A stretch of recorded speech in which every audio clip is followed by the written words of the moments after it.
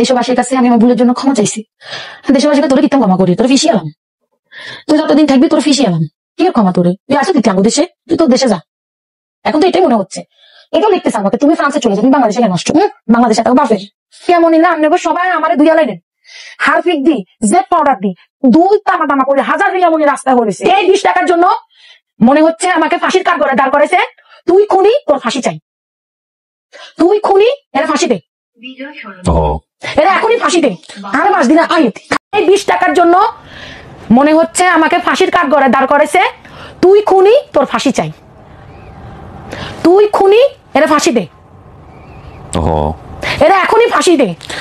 আমি আরেকটা কথা বলি, আমার কাছে মনে হয়েছে আমি মরা একটা গরু, ডাস্টবিনে মরা গরু ফালাই দেয় না, কুত্তা মরে গেলে, মরা গরু শিয়াল কুত্তা মরে গেলে ডাস্টবিনে ফালাই দেয়, ওই কুত্তার মাংস ওই কুত্তাই খায়, কাউয়াই খায়, খায় না ভাইয়া বলেন? বিলাই খায়, কাকে সিরে সিরে খায়। আমার কাছে মনে হয়েছে 28 তারিখ থেকে এখন অব্দি আমাকে ছিঁড়ে ছিঁড়ে খাচ্ছে শুধুমাত্র 20 টাকার জন্য। অথচ আমার এত কত ভালো কাজ আছে, আমি রান্না করে করে মানুষ। রিয়ামনির এই 20 টাকার জন্য মানুষ আমাকে কুড়ে কুড়ে খাচ্ছে। মনে হচ্ছে আমি মরা গরু, আমাকে ডাস্টবিনে ছুঁড়ে ফেলানো হয়েছে এবং কুকুর বিড়াল আমাকে টেনে হিঁচড়ে খাচ্ছে। এই 20 টাকা না দিয়ে আমি কত বড় যে অপরাধ করেছি। মনে হচ্ছে আমি আসামি, আমার ফাঁসি দেওয়া দরকার। সবাই আমাকে ফাঁসি দিচ্ছে।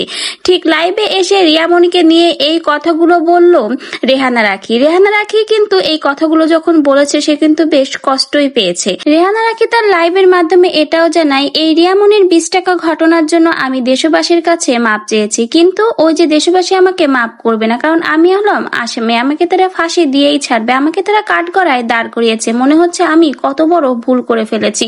আমি হয়ে গেছি মরা গরুর মতো। এমনকি আমাকে মানুষ কমেন্ট করে বলে আমি যেন দেশ ছেড়ে চলে যাই, আমি যেন ফ্রান্সে চলে যাই, দেশে থেকে কি করব। রেহানা রাখি তার মনের এই অনুভূতির কথাগুলোই কিন্তু এবার তুলে ধরেছে এবং কথাগুলো বলার সময় যে সে খুব বেশি কষ্ট পেয়েছে সেটা কিন্তু তার চোখ মুখের ভাব দেখলেই বোঝা যায়। রেহানা রাখি যখন রিয়ামনিকে নিয়ে এই কথাগুলো বলছিল তখন কিন্তু তার চোখটা টলমল করছিল।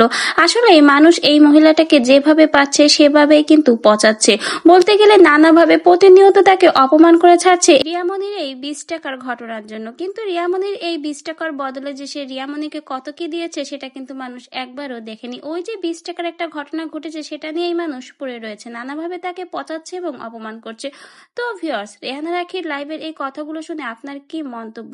রেহানা রাখি যে কষ্ট পেয়ে এই কথাগুলো বলল শুনে কিন্তু আসলে অনেক বেশি খারাপ লাগলো।